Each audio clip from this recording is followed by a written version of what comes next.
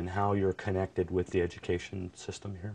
Correct. We are actually part of the Rancho Santiago Community College District. Our district oversees two colleges, Santa Ana College and Santiago Canyon College in Orange. We are currently funded by the district, so we are not self-sufficient at this point. However, one of the things that we're looking for is we're looking for opportunities where we can work with companies and hopefully find some revenue sharing opportunities. Now, there are also some additional grants that were part of the initial startup, right? I mean, this facility is quite the building. For anybody who hasn't seen it, really should come see it. It is. And yes, initially we had a few partners who helped us get this facility underway. And one of them was the city of Santa Ana, which donated the land where we sit on today. We also got money from the U.S. Department of Commerce, and we got money from Measure E, which was a local bond measure that was passed in our district to build new facilities and to actually retrofit any older facilities. So I think it was ideal at the time that we got the grant for the 1.6 million, I think, which was the money from the federal government, that this Measure E was being considered, and therefore the DMC was added as one of those programs or one of those buildings that would be. Well, I think it's very well invested money. How many companies have been through the program to date? To date, we have had, so currently we have 11 companies in the incubator. Two of those companies are actually funding sources. We have had two companies that have graduated, and by that we mean companies that have moved out and have outgrown our space. And we have had maybe about 3 other companies that actually left prior to graduation. So in total, I would say we have had 16 companies so far.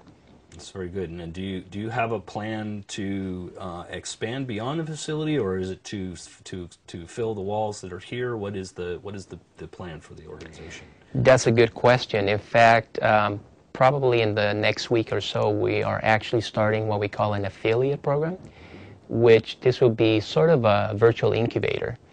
And that has come about because we're currently full at capacity. We are going to be adding one additional company, I think, in the next couple of weeks, so that will bring our number to 12. But now that we're out of physical space, we still think that we can provide some value to other entrepreneurs out there. Mm-hmm. And we feel the affiliate can provide that, the affiliate program, because now entrepreneurs will be able to take advantage of the consulting services. We'll have a communal office that will be available on a first-come, first-served basis. Is there a waiting list that people should get on? Well, at this point, I think we're going to do a soft launch probably next week for the program. And so I think there is some interest out there. I think one of the things that we're looking forward to is that we have found many of the entrepreneurs that have applied for admission, we have found maybe do not meet one of the criteria, which is there must be a full-time person dedicated to the venture. And in this economy, I think it's very tough. I wouldn't blame someone for not leaving a full-time job to maybe take the risk for a startup. So I think the affiliate will help those companies or those entrepreneurs that maybe are just beginning to consider to get into the field. That'd be a very positive change, I think, because I know that it takes capital, and if the lending community and the grant community is not providing funding, organizations like that are making exceptions or at least adjusting back slightly their requirement, I think that's a positive move, because a lot of people do need to keep their jobs while they're gambling everything they have to start a new business. That is correct. So we hope, I think, with this program, we think it's going to bring tremendous value. So we hope, I know we have some companies already interested. And so, but we're looking maybe perhaps at a limit of 10 companies because of once you have 10 companies, then we're going to run into limitations as far as conference room and everything. Is there anything stopping you guys from grabbing commercial partnerships? Or I mean, have you considered at all partnering with large firms to help fund the operations in order to get their brand, I guess would be the way to put it? We are considering that right now. In fact, we recently signed MOUs with a couple small, actually one of the companies, or both companies are actually startups. But we have found a way to have MOUs or memorandums of understandings with these two firms where we could create some revenue that could come to the DMC.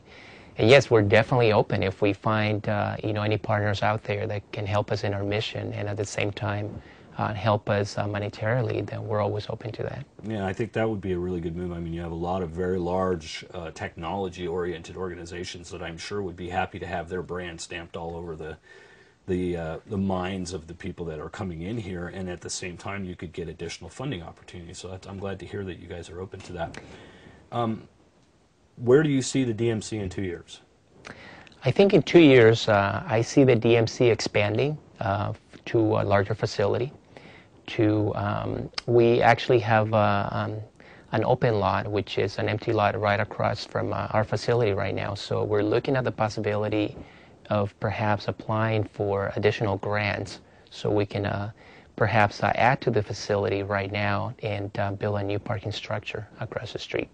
So I think I see us expanding and maybe at some point even opening up some satellite locations. So for those that are considering potentially coming to the DMC, what is the sort of basic cost structure? How is it that they pay to be here? Mm-hmm. Well, companies have a limit of 3 years to come in and stay at the DMC. We are very low cost. We actually charge $1.70 a square foot. So an entrepreneur can get an office in this facility for as low as $204 a month. Okay. We actually signed a lease agreement that it's actually good for 1 year. And at the 1 year mark, we review that to make sure that the entrepreneur is meeting the milestones. And where they're telling us what the new milestones are going to be. And at that point, then we'll make a determination whether we can extend to year 2 and subsequently to year 3.